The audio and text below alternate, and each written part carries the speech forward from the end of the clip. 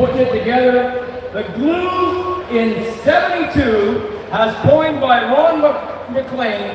Please give a warm welcome to author Gary Smith.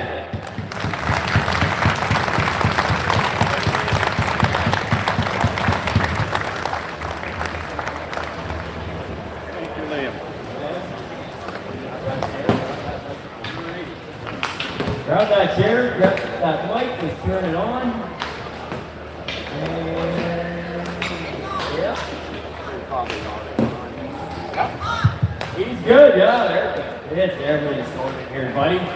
So how are you? I'm great, and thanks So speak right into these. Thanks very much, Liam, for having me here today. What a wonderful day it is. Gary, you know you've supported this not only by attending today, you have a booth that you've been running on the weekend that you took to be part of the show. And not only are you there to meet and talk to people about this incredible moment in time, which you have this unique historical connection to, and you've detailed that in this phenomenal book. So let's get right into it. I want to know, tell the people who are here, that very first time you saw in the newspaper, I believe, Babalov, I think his name was, or something like that. You saw the sports writer who wrote the piece about maybe the Soviets should be playing the Canadian Poles, or something to that effect. Tell us about it.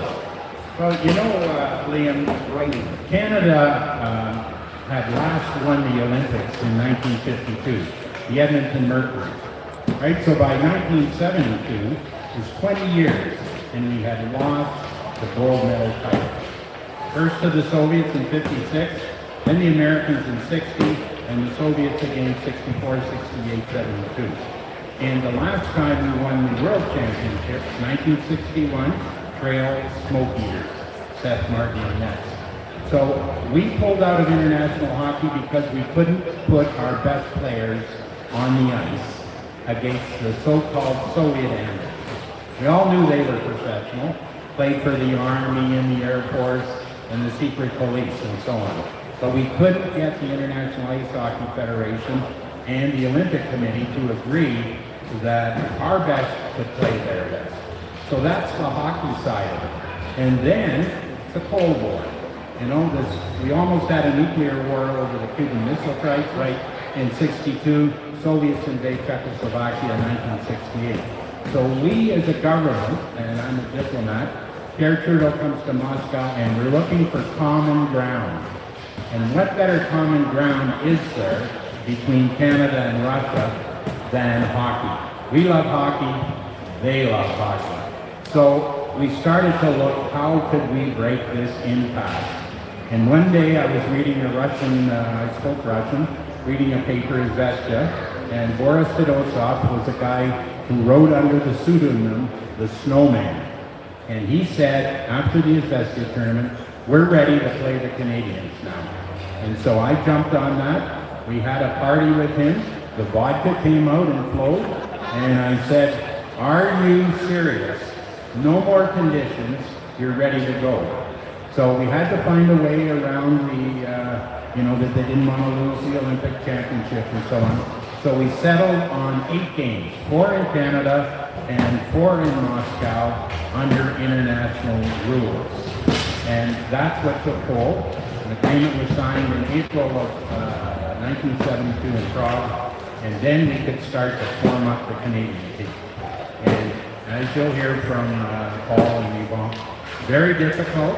We had maybe too many players, all from different teams, summertime, out of condition.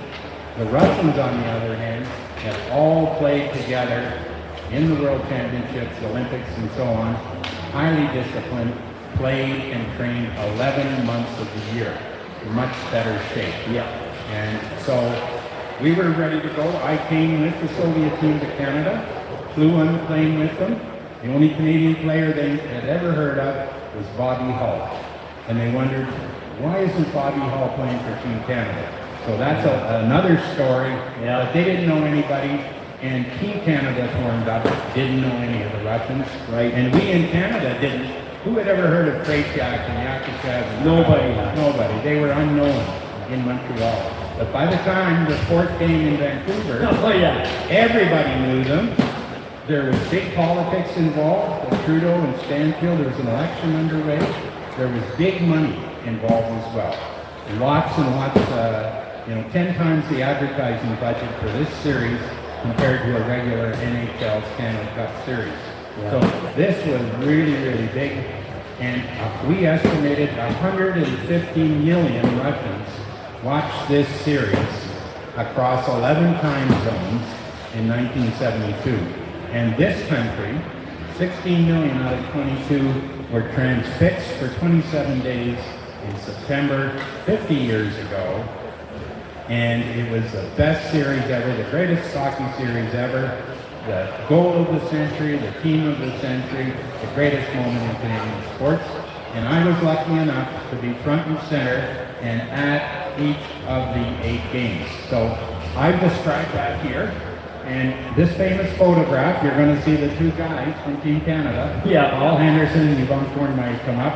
And on the back is my identity card saying I'm from the Canadian Embassy, but I'm a member of the Soviet team in the games in Canada. There you go. Well, that's a pretty succinct answer in some respects to give us a detail of the origin of it, Gary. And I just want to point out that you have books at the back in your booth.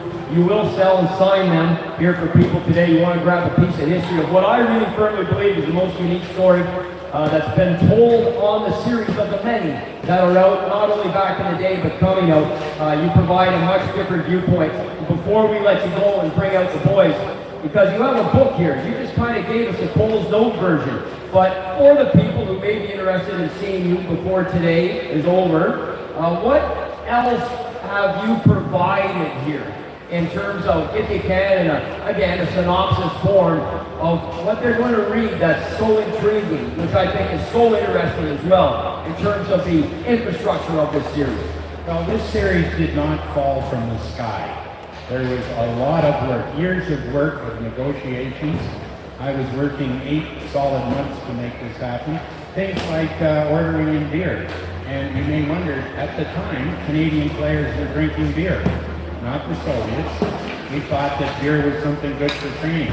We didn't realize that diet was important, or that staying in shape was important, because the Stanley Cup was usually over by the end of April, beginning of May, and then everybody went away for the summer, and you came to training camp in September, right? So, out of shape. And we describe all this, the politics of it, the diplomacy, Pierre Elliott Trudeau, Soviet premier coming to Canada, big protests, how this series happened, and all the arguments about referees and my taking Phil Esposito to a Soviet hospital, all kinds of inside stories never told before, you'll find in this book, and on ice, off ice. And there also is a film, Liam. You know about it because Yes. you're in it. Yeah. And so am I. Don't blink. It's called Icebreaker. It'll be out next month around the country, and I highly recommend it. It's based on this book, Yeah. and I'm very thrilled and honored that that's the case. Let's finish on this note, Gary. You had a unique experience. Most, if not all of us in the room here that were alive, watched it on TV. You got it firsthand. Not only that, let alone the origin that you provided. Now we're on the eve of 50 years later. So this is a personal question to Gary Smith. What does it mean to you? You're Canadian. What does it mean to you now to look back, especially after writing such an exceptional piece on it, detailing such unique history? What does it mean to Gary Smith personally, as a Canadian and a hockey fan and a man who was there, to look back on 50 years of what those incredible men did for this country in those 27 days in September in 1972? Well, you know, when something like this happens, you never understand what the impact is going to be. But as each year went on, and Canadians kept talking about it, and Russians kept talking about it, I went back to Moscow with Team Canada in 2017. A guy who's in our bad books today, Vladimir Putin, was involved in that. And I was back in Moscow again last September filming for Icebreaker. And the Russians think it's a fabulous series. It developed hockey, internationalized hockey in a way that wasn't the case before. You know, NHL was almost all Canadians. Yeah. 98% of the players were Canadian. Now it's 43% Canadian. Yeah. And we have Russians and Finns and Czechs and Slovaks and so on and so forth. So, Now, we still kicked their ass last time we beat them. yeah. But what does it mean to me? I guess being a part of history, I played a role, and all I can think now with all the what's going on TV and radio and podcasts is that, wow, who would have thought this 50 years ago today? And I'm just very, very honored and happy that I'm still on my feet and still able to strap on some skates. Yeah, man, right on. What a way to end it right there. Ladies and gentlemen, the Ice Board Diplomat Author, Gary Smith, he started the first ever conversation about his historic series. His book is unbelievable. It's for sale at the back. You grab one, he'll sign it for you before you leave. Gary, thank you so much, buddy, for kicking this off. Much appreciated. Much apprecited, my friend. There he goes. Give him a big hand again. Gary Smith, the Ice Board Diplomat. And now, the moment we've all been waiting for. I'd like to introduce two of the most incredible guys in the history of the sport of hockey. You want to talk about iconic photos. As you know, you can see it's on the cover of Gary's book. The first is the man responsible for keeping the puck in at the blue line at that incredible moment, that Thursday afternoon, September 28, 1972, 2:30 p.m. Eastern Standard Time at the 1926 mark in the third period. He's a 10-time Stanley Cup winner, captain of the Montreal Canadiens, member of Team Canada 72. Please welcome the Roadrunner, Yvan Courvoisier!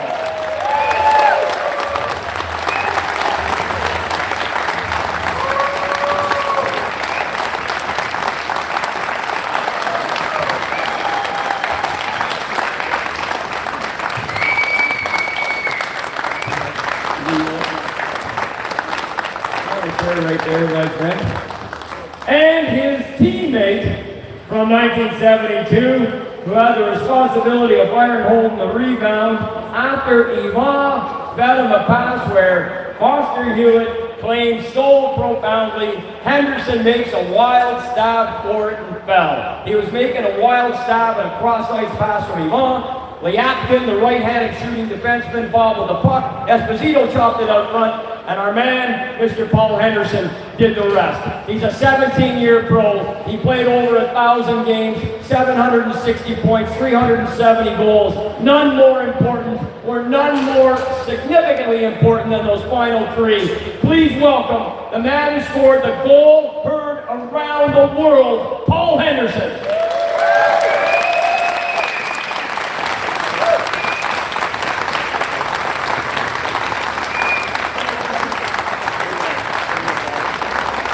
Right in here, Paul. Gentlemen, grab your mics, take a seat. Let's just relax, pretend no one's here, and talk a little hockey. All you gotta do, guys, is talk right into it like me. Is that good? Like this? Just like that. Like that. Okay. Just like Good. that. Let me start off, gentlemen, by asking you both. I kind of just covered this off with Gary. We're on the eve, almost, of Game 1, of the anniversary, September 2nd in Montreal. Can you believe it's been 50 years? Can you believe it, Yvan? Well, I think I can believe it because I'm still alive. I think this is one good thing that both of us still alive, because we lost a few people and a few of our teammates. But the time goes so quick, and like I said, September is coming soon. But I don't want to remember the first game. No. Because we lost 7-3, so I don't want to remember it. I prefer the second game in Toronto. Paul, yourself, 50 years later, my goodness, it's obviously a profound effect on you on so many levels. But as you look back that length of time, what strikes you most now as you look back 50 years? I'm the only guy who played professional hockey for 18 years and known for one goal only. And so, people remind me of it all the time. Just a lot of great memories. Yeah, it's incredible when you think about it. And you know, the interesting thing to me, guys, and because you're in the photo, which is so significant, you guys have a history of playing against each other in the OHA as well. You were with Hamilton, you win a Memorial Cup in '62. Yvonne comes along in that year as well. In '63, you lead the OHA in goals. In '64, Yvonne leads the OHA in goals. 2 years after that, you're playing against each other in the Stanley Cup Finals. This is all before '72. So you have a history each other. Do you remember playing against each other in junior? I hated them. I hated the Montreal Canadiens my whole life. That's why when I see him in Toronto, I thought, you again? Well, we would never have won it in '62. We won it, and we played Montreal about 8 times. We couldn't beat the suckers once, but thank goodness for us. St. Catherine's, Esposito, and Hall, and all those guys, they ended up in first place. You guys were second, and we were fourth, and it was one that had to play fourth. And these guys had to play Niagara Falls. Well, we always could handle them. We put them out in 6, and Niagara Falls beat them. And we owned Niagara Falls, we put them out in 4. So if we'd have had to play them, he'd have won the sucker 2 in a row. Thank goodness for Niagara Falls. Oh, we knew that was all arranged. That was all fixed. But now I can tell you, that was fixed. There we go. The fix was in. But you can't take away a Memorial Cup. You can't take away both of you in back-to-back years leading the O in goal scoring, and then Yvonne winning the Red Tilson as the most outstanding player. 2 years later, Stanley Cup final. 6 years after that, you're selected for Team Canada '72. Just your thoughts on the series starting. I know we're not going to go down the line here, especially through Game 1 in that sense, but the shock of playing, because both of you guys were noted for your speed, your skating ability, unlike maybe some of the other Canadians who weren't in shape. I think you guys came to camp in relatively good shape, you two in particular. But in Game 1, the shock of the loss, can you speak to it? It was very, very tough, especially after the game. But before the game, I told Frank Mahavik, just before playing them, I said, Frank, I'm really scared. I said, we never play against them. We don't know what kind of game they play. And they win the Olympics, so they must be a very good hockey team. But I think after we scored the first goal very quickly, I said, oh, okay, maybe I got a mistake. But I don't think so. After we knew what happened and we lost 7-3, so everybody was, even all the family, they were mad after us, not just the friend. But Rod Gilbert always said, my family gave me shit all the time because we lost. So anyway, but I always said the most important game we played in Canada was the second game in Toronto. Because we lost the first game 7-3, and if we want to lose that game again, now we're going to say we cannot beat those guys maybe, but after beating them in Toronto, now I said we got a chance to, when we're going to go further, we got a chance to beat them. Yeah. Well, I would say to you that it was such a wake-up call because Phil scored right off the bat, and I scored at the 6-minute mark, and Bobby Clark and Lonnie and I were aligned. And they remember this. At the 6-minute mark after I scored, I come back and I said to both of them, this is going to be a very long series. We knew in this first 6 minutes that, like, they broke all the rules. They come up the ice, and they didn't like what they saw, they turned back. You played for punch in, black, you'd be on the bench, you didn't even like it. And then poor Ken Bryan, I felt so sorry for him. Every time we thought they were going to shoot it, they passed it. And then we thought they were going to pass it, they shot it. Oh my God, what have we got ourselves in? And I said to my wife, the worst person I'd like to be on the face of the earth is Harry Simeon. Because the game plan did not work and he's going to have to make changes. And so it was a wake-up call. Yeah, it sure was. And it was for us as fans too, right? It was, and I was 13, it was scary. It was scary as a young teenage boy. Can't even imagine the rest of the hockey world, the shock of it. Game 2, Yvonne, you alluded to it.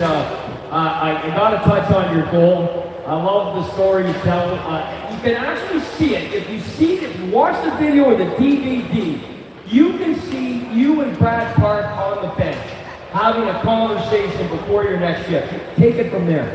Yeah, I said, Brad, I said, if they take a penalty, if the puck came back in our zone, just watch me. I'm going to turn around and just watch me. I'm going to be full speed. Exactly what happened. The puck went out of zone. Brad got the puck, and I knew I was going to get it. So I just passed the red line, and I went around the defense. He still had a cold just from the wind. I don't think he recovered yet. But I have to beat the goalie, one of the best goalie, in the league, and I beat him. And that was a good goal. That was his first or second goal. Yeah. So I think, but I was happy to score a goal, but I was happy that we won the game. Yes. So that was more important, I guess.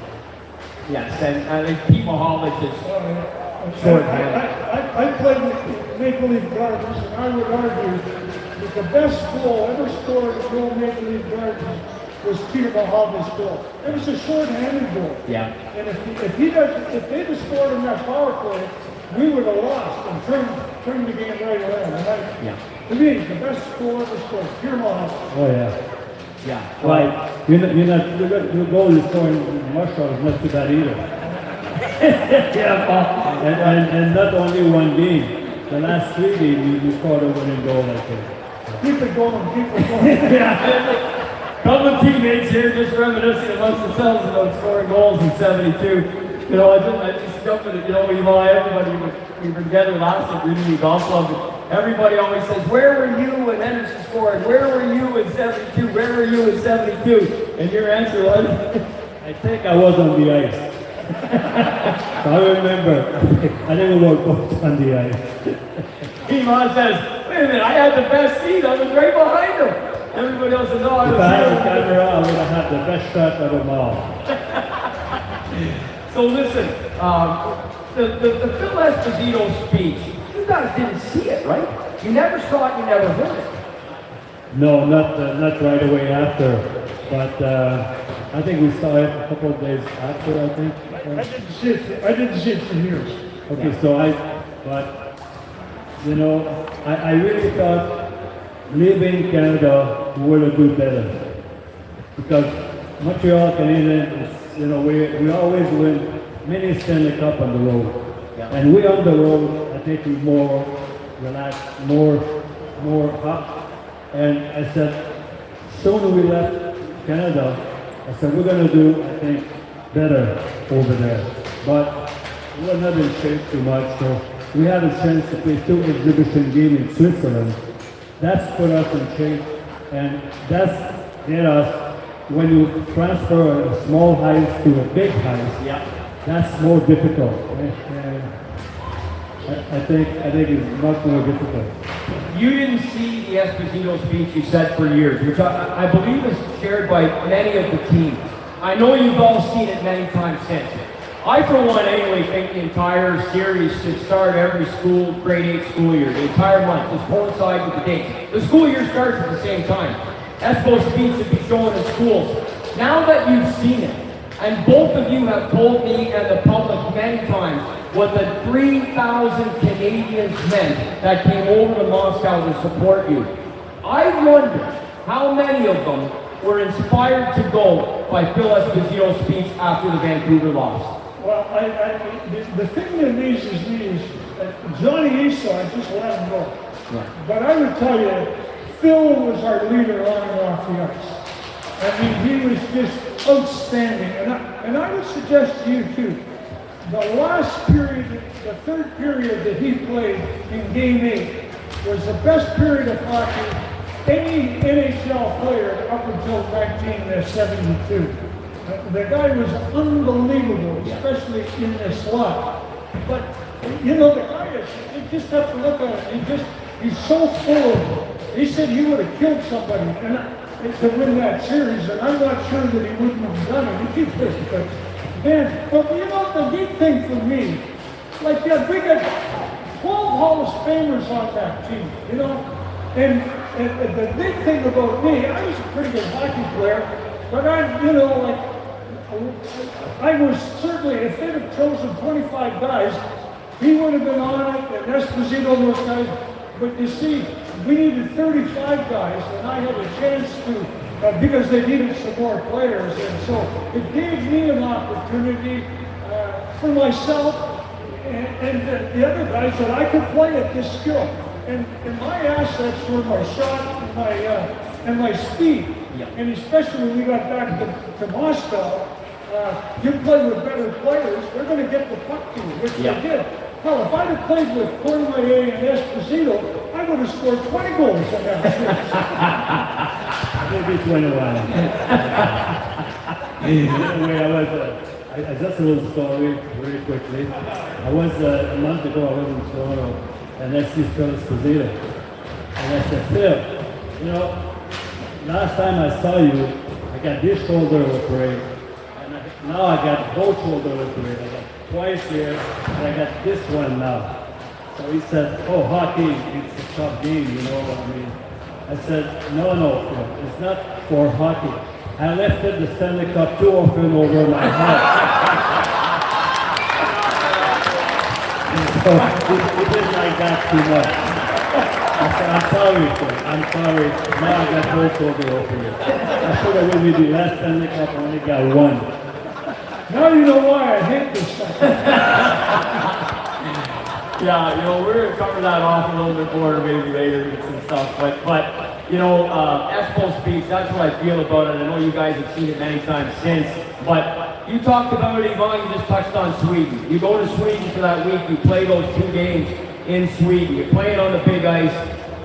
What can you guys share about that week in Sweden, on and off the ice, that I feel, like I've heard different things. I heard Guido Point's wife gave birth to their first child. I heard there was a couple of bars that maybe you frequented as a team that you did some team bonding at. Certainly the games themselves, but is there any, can you share any light on that week in Sweden? What stays in the room, stays in the room. Okay, I went out to Las Vegas. Huh? No, I think our principal thing was to get in shape. Yeah. I think this is what we were there for. And if you would have went from Canada to Moscow and play on the big ice right away, we're going to lose. We would, because all the angles are so different, and it's so a different game. I think it's easier the reverse, like big ice to a small ice. Yeah. But anyway, we were there to get in shape, and we have more time together, we stay together. So we have more time between us to know more the guys, like, you know, we hated some guys before, you know, so that was not very pretty. But we came together and we said we had to win, because I don't think we want to come back in Canada, we were still in Russia. Yeah. Paul, your thoughts on Sweden? Like, any memories of it on and off the ice? Exactly what he said. But by this time, we basically knew who was going to play. There might be 1 or 2 changes, but that would be probably it. Yeah. And like he said, it gave us an opportunity to on the larger ice surface. And like a lot of things, it takes a while to bond. And now the lines were pretty well the same, and we were going to play them. So we were becoming a team because we all had roles and that kind of stuff. So very, very important. Do you guys remember you never would have skated on Olympic-sized ice before, would you? Like what? No. Do you remember what it must have seemed so weird to It go was there? perfect. It was perfect. You guys would have loved it. We would have loved it. Yeah, you guys. We can hurt them, no goodness. I mean, 100 feet wide. It's unbelievable. The games too, like the second game was very violent against Sweden, and got called out by a lot of media, even some of our own, sadly, and as that unfolded. Do you remember that? Did that help bring you together going to Moscow? You were starting to rally for each other a little bit more. When you arrived in Moscow, I think the telegrams started to come in from across Canada as well. Can you speak to some of that? But I think, you know the difference when you are Team Canada and on your team. Yeah. On your team is only your fans. So you only Montreal and Toronto, they are fans too. Montreal Canadian. But Team 72 with all the country. Yeah. So we have so many telegrams and good words to come back, and everybody was behind us. So that's why we really helped us to do better. And you know, it's almost like at the Olympics for ourselves.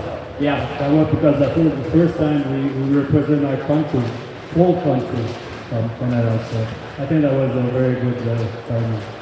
Paul, the end of the Swedish trip into Moscow, the telegrams are starting to roll in. You're getting ready for Game 5. Some memories of that time period for you, how you were personally facing it? The great memory that I have is we lost the first game over there.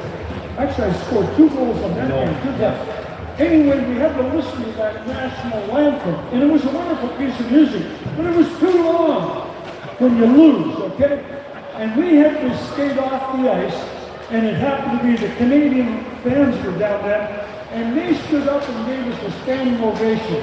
It was unbelievable. And it was a miserable night in Moscow, and we got back to the hotel an hour later, and there was at least hundreds of 500 Canadians there, and we got off the bus, they went crazy again. The fact that most of them are hammered has got nothing to do with it.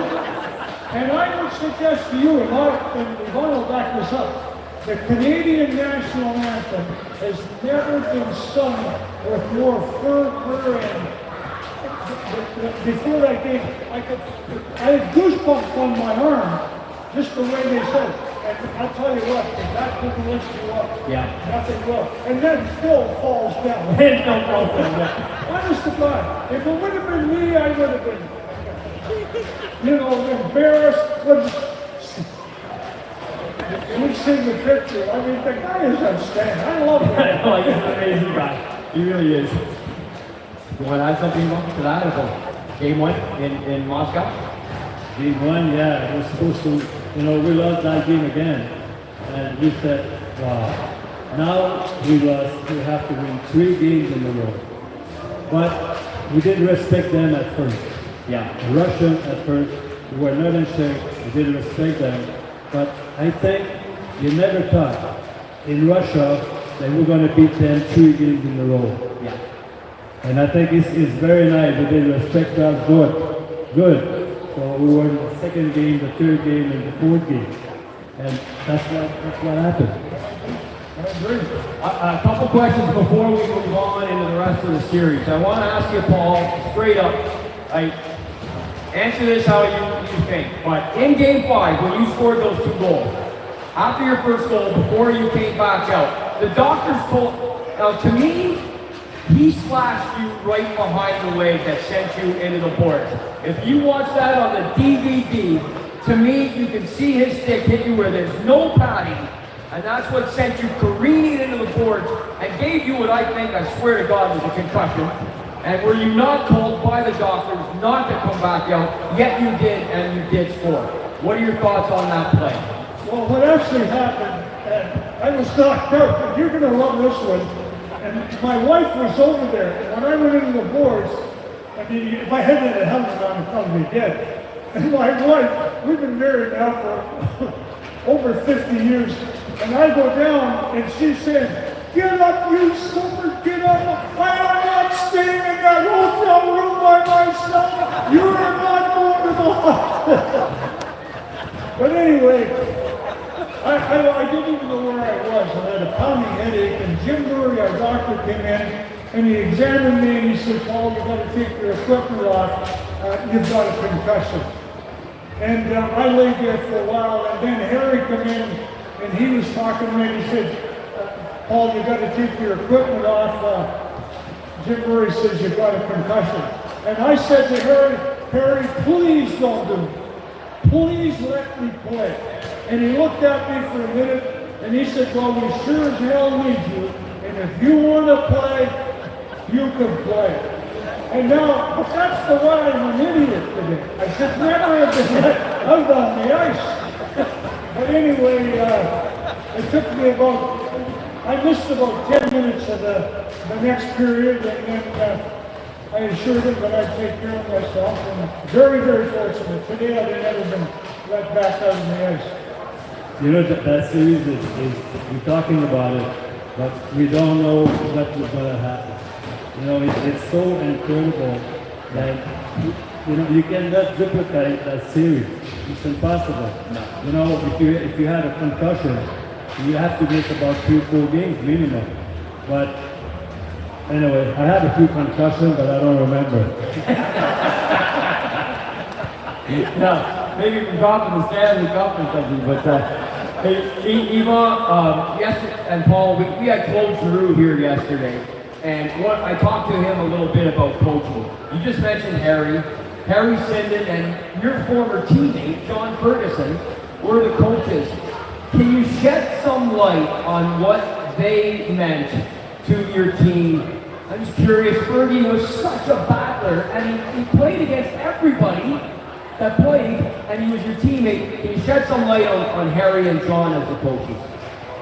Don't worry about John Ferguson. John Ferguson, he was tough on the ice. But he was the nicest guy out of the ice. He respects all the players we play against, and I think for him, it was an honor to be a coach from everybody. So, I miss Fergie a lot because I played with him and he left us very, very young. Yeah. But he was a gentleman out of the ice. But on the ice, I would prefer to be on this team. So. No kidding. Well, I got to tell you what, and this is for parents of hockey players too. We get into Moscow, and we're skating around in the first practice, and Ferguson come up to me, and we're skating along, and he said, "Penny, we're really counting on you. This ice surface is meant for you, and I think you can do some damage." And Harry and I thought, we're really hoping that you're going to come up big for us. And we had 12 Hall of Famers on that bloody team, and I was just happy to be on the team. But I'll tell you what, I went back and I told my wife after what he said to me. And I don't care who you are, every once in a while you just need a bit of encouragement. Maybe somebody else got a little more confidence in that you have in that sense. And so I told Fergie after it was all over, Fergie, I got to tell you, that just lifted me up. And the other thing about Ferguson, Serge Savard did not play in the first game. And I know Serge Savard and Fergie were great friends. And I wish I'd asked him that, but I would bet you that Ferguson went to Harry and said, "Get Savard on the bloody ice." Yeah. And I would say, when I was playing hockey at that point, if I'd had two guys that like a back on defense, it would have been Lapointe and Savard. I think together with them, they would probably, well, you use sucker, you played with them all the time, but anyway, that's another story.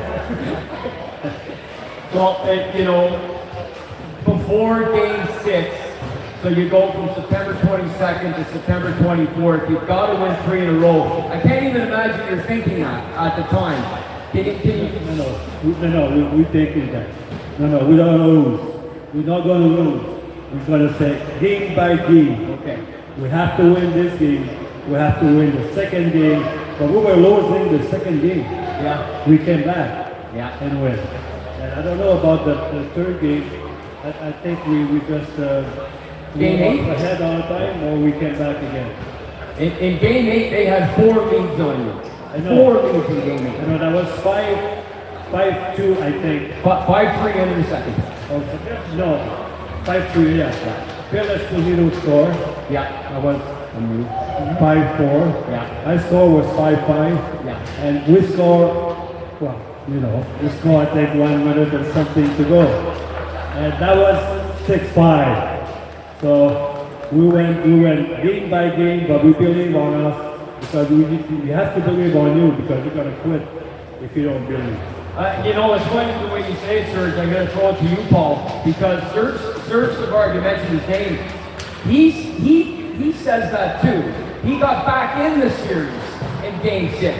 He had his ankle broken in practice after the Winnipeg game, blocking a Red Berenson shot. So he's out of the lineup for Game 4, Sweden, and Game 5. And he plays Game 6 on. And he says the same thing, that was the mentality. Is that how you remember it, Paul? I remember that, but the one thing I got to tell you, you see, they make such a big deal about that last bloody goal, but I could have scored it any time I felt like it. True story. We're sitting on the bench, and the game is tied. And Ronnie and I were teammates for 6 years, and I looked at Ronnie and I said, Ronnie, he had not scored. I would have had 5 more points if he could have beaten Tretiak, but he couldn't beat Tretiak. And so, and Ronnie remembers this. I said to him, Ronnie, you've been saying to yourself, you're going to score the winning goal. I got all the kick at the cat that I can handle. And I told him, you're going to score the winning goal. Well, I kept waiting for him and waiting for him. I couldn't wait for him any longer.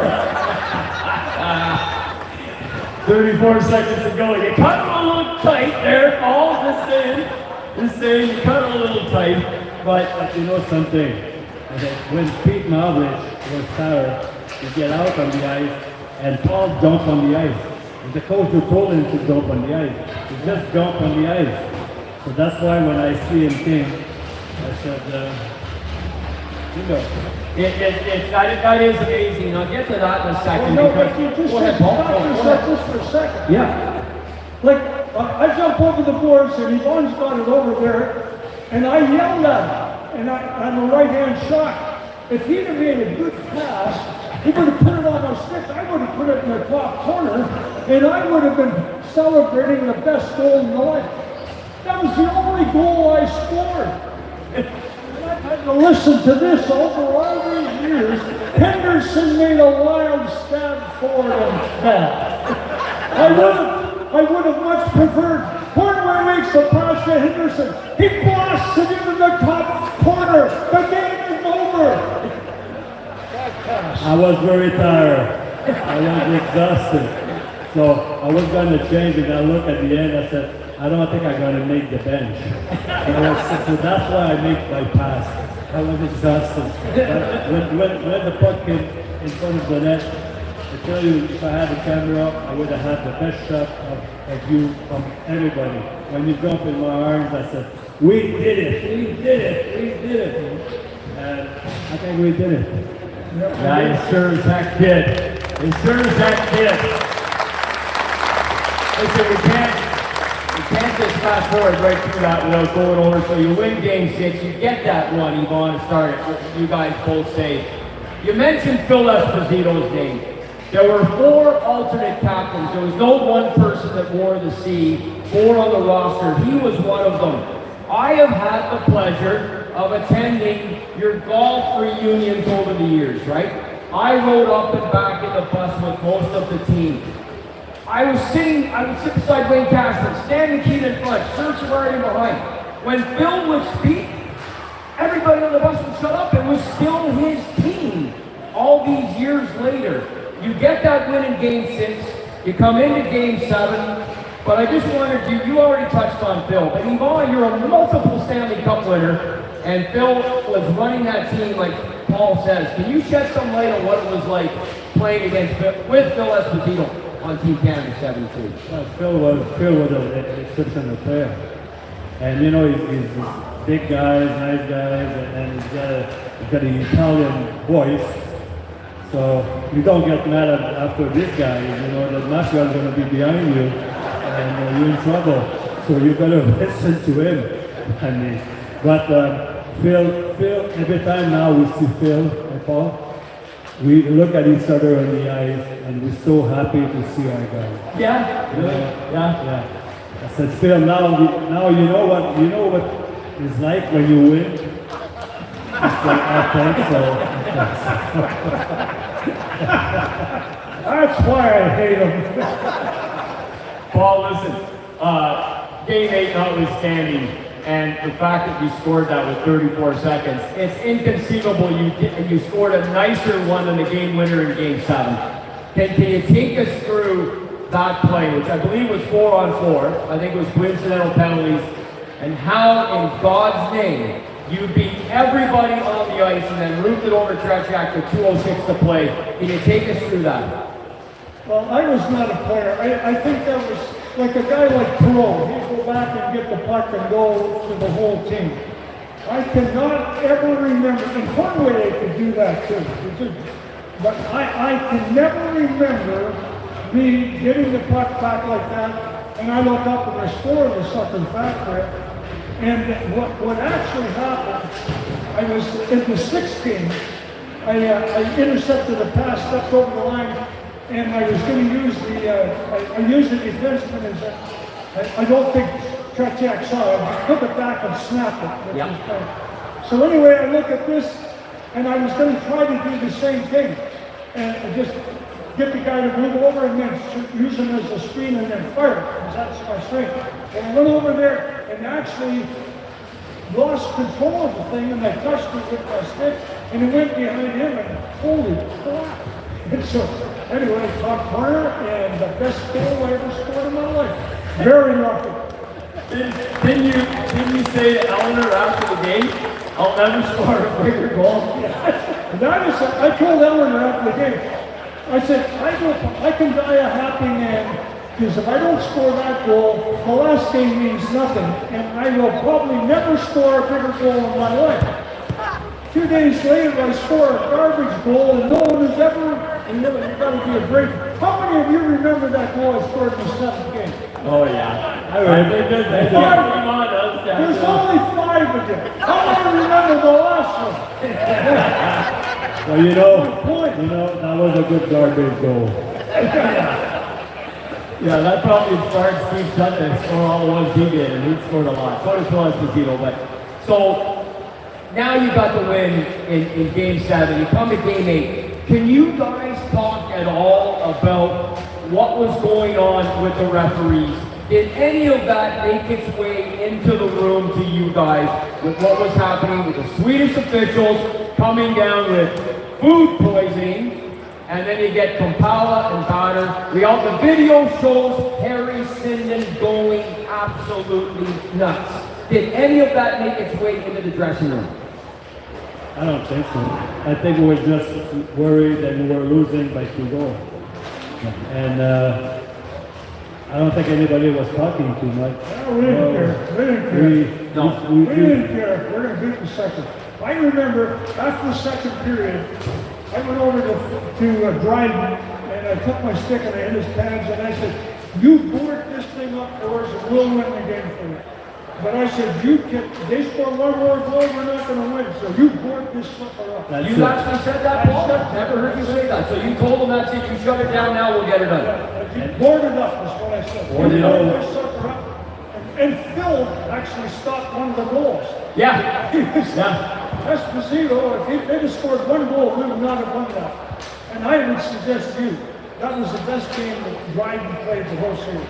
And exactly what I said, if we score the next goal, we got a chance. But if they score the next goal, that's going to be very hard to come back because, only 1 period.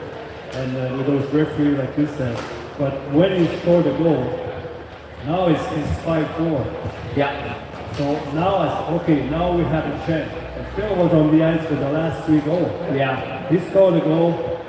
He was on the ice when I scored a goal, and he was on the ice when I scored a goal. I know. And on November 10th, 2000, you and I were on national TV with Phil Esposito when you made that statement for the first time. And I'm going to say something, Paul. I think you can go 50 years after. That's the best period of hockey anybody's played. But what was on the line with what he did in those 20 minutes, and you just said it, Yvonne, on for all 3 goals. That's the best 20 minutes any man in the history of hockey has ever played. And you said it on national TV on November 10, 2000. Yeah, and I totally agree with that. He just, he's bigger than life. But the thing that was crazy about him, like if he ever got in shape. Yeah. I mean, honest to God, like I was in great shape. And Phil was not the best deliverer. He took very short shifts. Well, he played for Boston, so they were not in shape because we beat them so many times. So we know they were not in shape. Well, he was. I think in all of hockey that in '72 he was the best forward in hockey. Yeah. I think that Bobby Orr is the best defenseman. But and you gave him the puck in the slot, and you know that he was the goaltender had to make an incredible save to stop him. He was that good. Yeah. And he was like a bag of cement.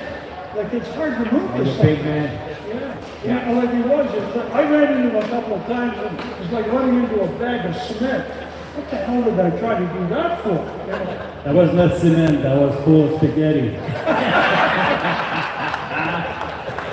Listen, you know, if in all of hockey and all of international hockey, it started as a summer sport in 1920, all the Olympics, all the international hockey, there's never, ever, ever been a moment that happened after you scored to tie the game at 5. The incident with Alan Eagleson and the players going over. When you try and explain to the generations that have come along after, I think Yvonne and Paul, that is probably the one to me that identifies just how that series was so radically different than anything else. Can you talk about what you first remembered or saw now looking back on that moment when you scored, Yvonne, and the goal light didn't go on and all of that happened? What do you recall of it? Well, I didn't see if the light came out or not because I turned around and all my teammates came with me. But when I saw something happen on the other side of the ice, I didn't know that was Eagleson, who I think he went after. He was on his way to confront the goal judge. And yeah, we were all stopped. So Pete, I think the first guy was Pete Mahovich. When he got a long leg, I tried to go first, but I could not. I could not get it over. So Pete went first with his long leg. And he tried to bring it up, but it's too bad. I think we should have leave him there. Yeah, I know. In hindsight, that he says the same thing. But Paul, your memory at the time of it was chaos. It was absolutely like Gary Bergman was going crazy as well. Like, what do you recall of? Actually, I don't really have that much to remember. I watched it. Yeah. When the time, I don't know whether I had my head down or what, but the time I looked up, They were bringing it back? Yeah, it was all over there, and I didn't even know what was going on. Yeah. Obviously, I didn't. You know, if we scored the goal, and we were celebrating. So. Exactly. We didn't know. We just did that at first, right? So we knew he was around the police, but okay, we'll try to save him. So, were you told on the bench when it was 5-all and you're down to the last 2 minutes of the game that the Soviets were going to try and declare victory because they had scored one more goal in the 8 games? Did that make its way to the bench? Well, it did. I knew that. You did know that? I did know that for sure. And even then, like, I did something I never did before. I never did it again. We're sitting there, and well, what happened? You guys were on the ice. They went out. Our line was like Clarkie, Ronnie, and we come off with about a minute and a half left, and they went out. And then Sinden come down, and he told the 3 of us, if there's any time left, you're up. Yeah. And I'm just sitting there, and all of a sudden, about the 1 minute mark, I did something I never did before, never did it again. I can't even explain it today. I got up and I started yelling at Pierre Mohavlich, the left winger. And anyway, he comes off, I jump over the boards. But you imagine I take him off the ice, or he comes off and I jump over it, and the Russians would have scored? See, I would be in Siberia today, not Ottawa. But there's risk reward in life. You know, like there's so much about that. It's just, you know, it's almost unbelievable to a certain It is, Paul. Well, when Paul jumped on the ice, that's why I missed the bat. I was exhausted. I was too far to come on the bench. I was on the other side. I was a miles away. Anyway, Ivan, It's really special. all kidding aside though, and you're such a, you know, you make light of it, but the fact is, did you not partly stay there because you anticipated them trying to rim it around? No. No? Not, You were just tired? But the coach always tell us, if we tie and the puck is behind your net, come to the bench if you tie. You're exhausted, come to the bench. So I just look at the bench, I said, I'm not going to make it. So, but I stayed there and he threw the puck around the board. And that's why I stopped it and that's why I see Paul coming. And everything goes around and around and I got a beautiful picture, he scored a goal, I was right behind him. Yeah, you're right behind him, and then he jumps in your arms, and you said what? That's why you don't see my face. I said, we did it, we did it, we did it, we did it. And he said, that was like unbelievable. He was not very heavy. Tell you something. The Stanley Cup is heavier than Paul. No, but that was something that, you know, you dream about it.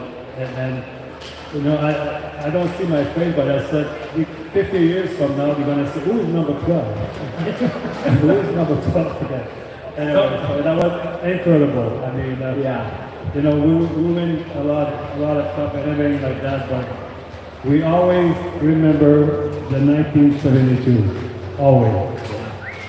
Absolutely. Can you just finish on that note, John, before we do a couple other things? But just you won 10 Stanley Cups. You captained 4 of them. 72. Only that. Only 10, I think. No, Yeah. people ask me sometimes, you remember all the date of the year you win the Stanley Cup? I said, I cannot remember all the year I win the Stanley Cup, but I remember the year we lost against Toronto in '67. That I remember. Yeah, I know you've said many times that was inspiration for you guys going forward, and I believe that. I know you get asked this, and Serge and the guys, how do you compare winning the Stanley Cup compared to the Summit Series? Is there any way to compare it? Is it even fair to ask that question? I think you cannot compare. I think it's a dream come true when you're a kid to win the Stanley Cup. And when you win the Stanley Cup, it's something else. There was nothing we can think about 1972 at the time because we didn't know what happened or what was coming. But, you know, having the two is very, very good. But the both are different, but 1972 was one series. The career from us is 16 years. But, you know, both for me, I'm glad I went there for both trophies. Paul, you I got can't comment on that. But you know, they stole one. We in '65. We put Chicago in 7 games. And then we go into Montreal in the finals, and we win both games in Montreal.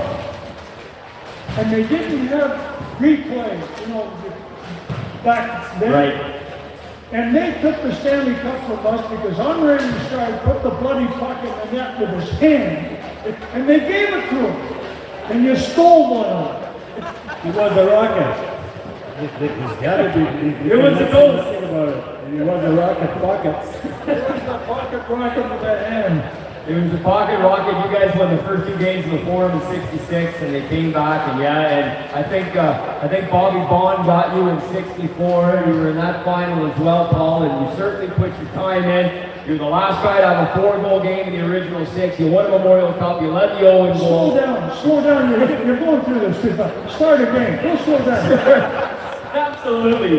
The bottom line is your resume, despite a Stanley Cup, is absolutely amazing.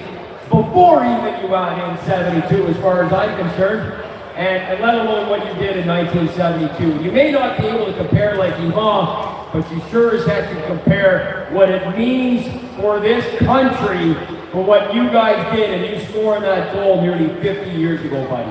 Unfreaking believable. Unbelievable. Listen, we're gonna wrap this up. just very quickly, if you have, either of you might have a comment about playing the Czechs 48 hours later. It was unbelievable that you got on a plane and had to travel to what was then Czechoslovakia, now Czechia, and played them, and still came with a tying goal with 4 seconds to go to tie the game. It's like you were destined not to lose over there. Do you have any memories of that one at all?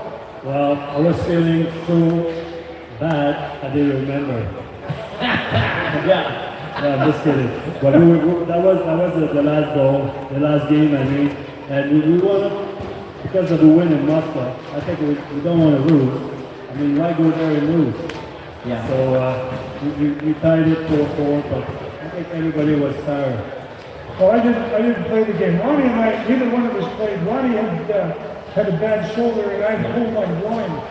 And so we asked, and some of the guys didn't get to play. So actually, Ronnie and I went to Harry and said, why don't you put a couple of guys in there that hasn't had too much ice in his head? And so we didn't, neither Ronnie and I played the last game. I'll finish on this one. I kind of touched on it on the very first question, but just to try and put a bow on it here. We're coming on the eve of 50 years, like right on the date, right? And so I think it's so unbelievable to have you here in Ottawa at the UI Centre on the eve of the actual dates. To me, is so synonymous. But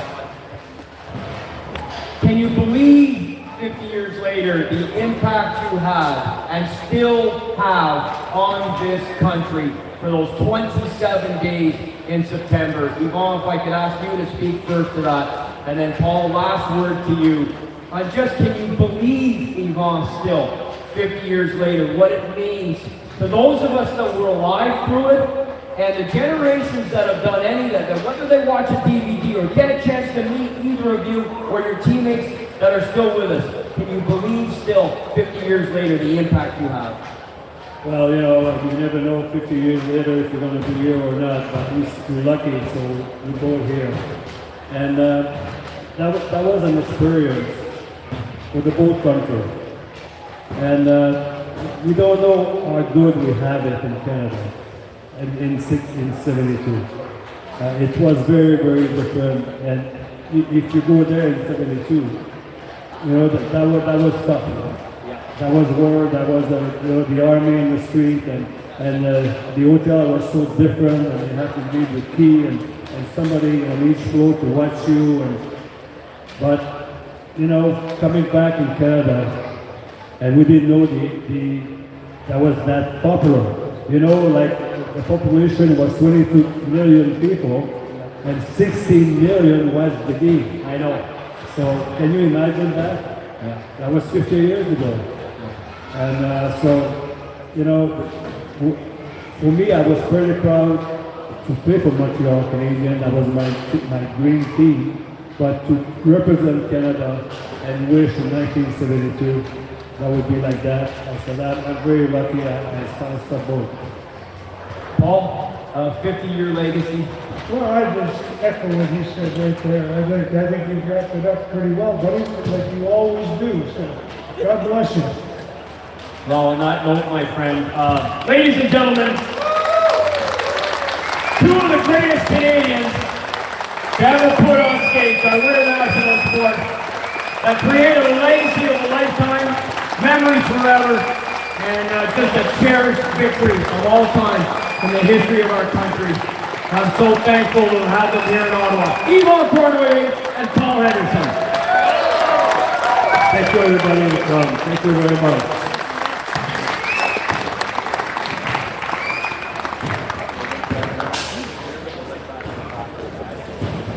Guys, thanks for hanging in very much. We're going to digress here in the back for a minute. We'll have Zach Bell, trick shot artist for you kids that are still hanging around. If you haven't seen this guy yet, he's coming up here momentarily. We've got Chad Matthews coming again, and we've got Terry Marcotte, Ottawa's own, doing some Johnny Cash coming right up. But hey, how about that? Wasn't that something else?